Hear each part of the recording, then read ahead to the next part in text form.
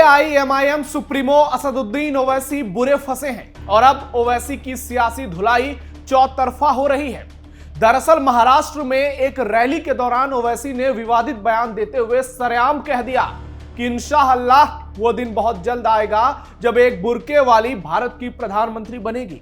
इस विवादित बयान ने पूरे देश में सनसनी मचा दी और अब बीजेपी के अलावा पूरा संत समाज ओवैसी पर आग बबूला है। असम के सीएम हिमंता बिस्वा शर्मा से लेकर कथावाचक देवकीनंदन ठाकुर और जगत गुरु रामभद्राचार्य ने ओवैसी पर ऐसा पलटवार किया है जो वायरल हो रहा है। जबकि बीजेपी नेता कपिल मिश्रा ने यहां तक कह दिया है कि एक दिन आएगा जब ओवैसी को ही बुर्का पहना दिया जाएगा। वहीं प्रदेश के सीएम योगी आदित्यनाथ का बड़ा बयान भी वायरल हो रहा है, जिसमें उन्होंने हाल ही में कहा था कि भारत में मुसलमानों के नाम पर सियासी रोटी सेकने वाले बांग्लादेश, पाकिस्तान में हिंदुओं पर हो रहे अत्याचार पर मुंह में फेविकॉल लगा लेते हैं। इसलिए आज हम भी एक बड़ा सवाल पूछना चाहते हैं कि भारत में मुसलमान प्रधानमंत्री की वकालत करने वाले कभी पाकिस्तान, बांग्लादेश में हिंदू प्रधानमंत्री की वकालत क्यों नहीं करते? वो भी तब जब आए दिन वहां हिंदुओं को जिंदा जलाया जाता है, तब इनके मुंह में दही जम जाता है। ये दोगला रवैया क्यों? जब धर्म के आधार पर देश का बंटवारा कराया तो ऐसी मांगे क्यों? वैसे भी भारत में हर किसी को बराबर अधिकार है, लेकिन इस तरह की बयानबाजी, इसकी जरूरत क्या है? सिर्फ और सिर्फ अराजकता फैलाना। असली मंशा तो यही नजर आती है, मुसलमानों को केवल भड़काना है और वोट बैंक लाना है।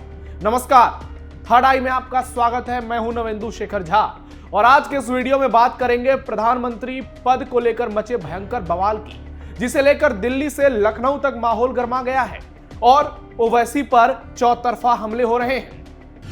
असदुद्दीन ओवैसी का विवादित बयान, प्रधानमंत्री पद पर जबरदस्त घमासान, सांसद ओवैसी की जिहादी सोच बेनकाब, भारत में बनेगी बुर्के वाली प्रधानमंत्री, ओवैसी को जमकर पड़ रही गालियां। सबसे पहले आपको असदुद्दीन ओवैसी का वो विवादित बयान सुनाते हैं जिसे लेकर पूरे देश में घमासान मचा है और लोग आग बबूला हैं। सुनिए।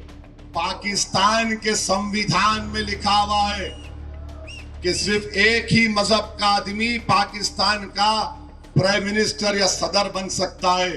बाबा साहिब अंबेडकर का जो संविधान है वो ये कह सकता है कि कोई भी भारत का नागरिक वजीर आजम बन सकता है, सदर जमहूरिया बन सकता है, चीफ मिनिस्टर बन सकता है, मेयर बन सकता है। और असदुद्दीन ओवैसी का ख्वाब यह है कि एक दिन आएगा इस देश में इंशाअल्लाह ताला, शायद हम और आप नहीं रहेंगे मगर देखना, एक हिजाब पहनने वाली बेटी इस देश की वजीर आजम बनेगी इंशाअल्लाह ताला। हम नहीं रहेंगे, शायद हम जमीन में जाकर हमारी हड्डियां भी घुल जाएंगी, मगर देखना एक दिन वो दिन आएगा। अरे याद रखो, ये नफरत जो तुम मुसलमानों के खिलाफ भड़का रहे हो, इंशाअल्लाह ताला ये नफरत ज्यादा नहीं चलेगी। प्रदेश के बुलंदशहर पहुंचे मशहूर कथावाचक देवकीनंदन ठाकुर ने ओवैसी के बयान पर करारा हमला बोला और कहा कि कल किसने देखा है, हमारा सपना है एक दिन तिलकधारी और भगवाधारी बांग्लादेश और पाकिस्तान में शासन करेगा। अब देवकीनंदन ठाकुर का यह बयान जमकर वायरल हो रहा है। देवकीनंदन ठाकुर अक्सर बांग्लादेश में हिंदुओं पर हिंसक हमलाओं का मामला जोर शोर से उठाते हैं। अब उन्होंने दोनों देशों में अल्पसंख्यक हिंदुओं के शासन की बात कही है, जिसे ओवैसी पर जोरदार पलटवार माना जा रहा है। वहीं अलीगढ़ मुस्लिम यूनिवर्सिटी में तिलक विवाद पर भी उन्होंने करारा जवाब दिया है और कहा है कि जब तिलक पर रोक लगेगी तो टोपी पर भी लगनी चाहिए। वहीं असदुद्दीन ओवैसी के इस बुर्का वाले विवादित बयान पर तुलसी पीठाधीश्वर, पद्म विभूषण जगत गुरु रामभद्राचार्य ने कहा है कि यह बयान बेहद दुर्भाग्यपूर्ण है। देश ने अब्दुल कलाम को राष्ट्रपति बनाया, हामिद अंसारी को उपराष्ट्रपति बनाया, और क्या चाहिए? वो दिन में सपने देख रहे हैं। अगर भारत में कोई महिला प्रधानमंत्री बनती है तो वो साड़ी पहनेगी, बुर्का नहीं। वहीं बीजेपी नेता कपिल मिश्रा ने कहा कि मैं ओवैसी से एक बात कहना चाहता हूं, पहले अपने घर की महिलाओं को आजादी दो, घर से बाहर निकलने की आजादी दो। अगर आपके घर में महिलाओं को बाहर निकलने की इजाजत नहीं है तो आप प्रधानमंत्री कैसे बनाओगे? सुनिए कपिल मिश्रा का यह वायरल बयान। कल यहाँ पे ओवैसी आया था, क्या बोल के गया ओवैसी? किसी ने सुना ओवैसी का भाषण? ओवैसी बोल रहा है कि एक दिन मुंबई में बुर्के वाली मेयर बनेगी। मैंने कहा मियां, पहले बुर्के वाली को अपने घर से तो निकाल, पहले उसे स्कूल तो भेज, पढ़ाई तो करवा। अभी तो तुमने ट्रिपल तलाक और हलाला में कुचल के रखा हुआ है, और बुर्के वाली की आंखें खुल गई तो ईरान में देख लो क्या कर रही हैं बुर्के वालियां। ईरान में देखा किसी ने क्या हो रहा है? देखा ईरान में? जिस दिन इधर ऐसा हो गया ना, उधर ओवैसी खुद ही बुर्का पहन के भागेगा उस दिन। लेकिन इनके दिमाग में कितना जहर है, इनकी सोच में कितना विष है, ये हमें भूलना नहीं है।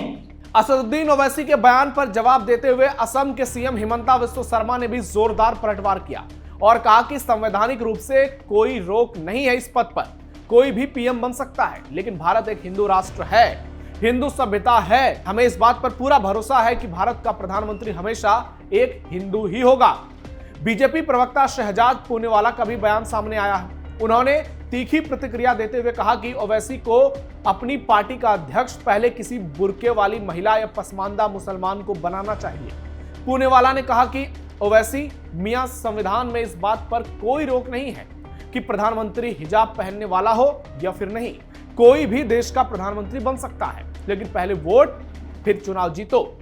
उन्होंने आगे ओवैसी को चुनौती दी और कहा कि प्रधानमंत्री बनने का सपना देखने से पहले ओवैसी मियां, आप पहले किसी हिजाब पहनने वाली, बुर्का पहनने वाली महिला को अपनी पार्टी में प्रतिनिधित्व दो।